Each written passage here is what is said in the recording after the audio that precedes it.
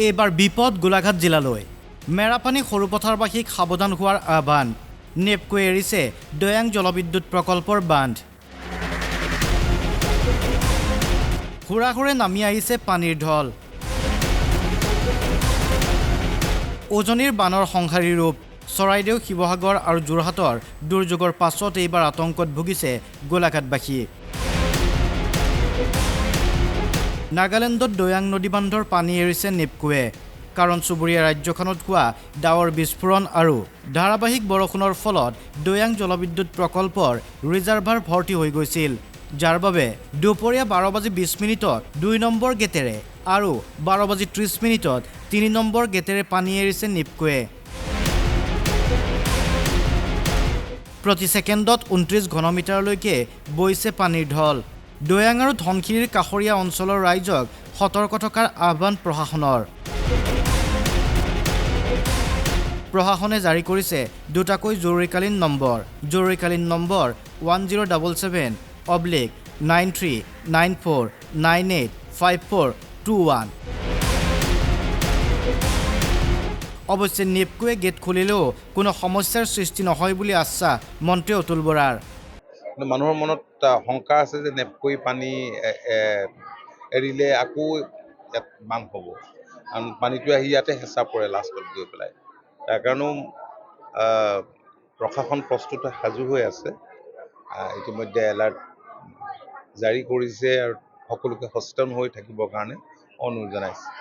সকলোৱে কামনা কৰিছে শীঘ্ৰেই এই দুৰ্যোগৰ অন্ত পৰক bureau report Assam live 24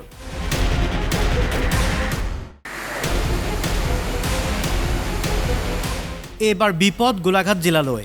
Merapani সৰুপথাৰবাসীক সাৱধান হোৱাৰ আহ্বান নেপকোৱে এৰিছে দৈয়াং জলবিদ্যুৎ প্ৰকল্পৰ বান্ধ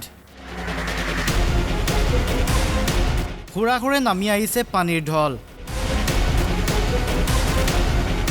উজনিৰ বানৰ সংহাৰী ৰূপ চৰাইদেউ শিৱসাগৰ আৰু যোৰহাটৰ দুৰ্যোগৰ পাছত এইবাৰ আতংকত ভুগিছে গোলাঘাটবাসী নাগালেণ্ডত দৈয়াং নদী বান্ধৰ পানী এৰিছে নেপকোৱে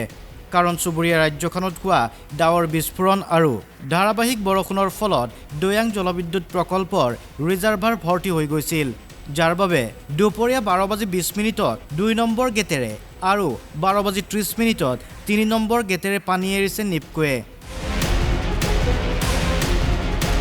প্ৰতি ছেকেণ্ডত 29 ঘনমিটাৰলৈকে বৈছে পানীৰ ঢল দৈয়াং আৰু ধনশিৰিৰ কাষৰীয়া অঞ্চলৰ ৰাইজক সতৰ্ক থকাৰ আহ্বান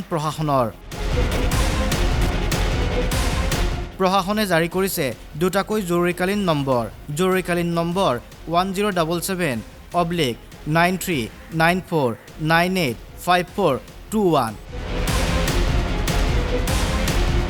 অৱশ্যে নেপকোৱে গেট খুলিলেও কোনো সমস্যাৰ সৃষ্টি নহয় বুলি আশ্বাস মন্ত্ৰী অতুল বৰাৰ মানুহৰ মনত শংকা আছে যে নেপকৈ পানী এৰিলে আকৌ ইয়াত বান হ'ব কাৰণ পানীটো আহি ইয়াতে হেঁচা পৰে লাষ্টত গৈ পেলাই তাৰ কাৰণেও প্ৰশাসন প্ৰস্তুত সাজু হৈ আছে ইতিমধ্যে এলাৰ্ট জাৰি কৰিছে আৰু সকলোকে সচেতন হৈ থাকিবৰ কাৰণে অনুৰোধ জনাইছে সকলোৱে কামনা কৰিছে শীঘ্ৰেই এই দুৰ্যোগৰ অন্ত পৰক ব্যুৰো ৰিপৰ্ট অসম লাইভ 24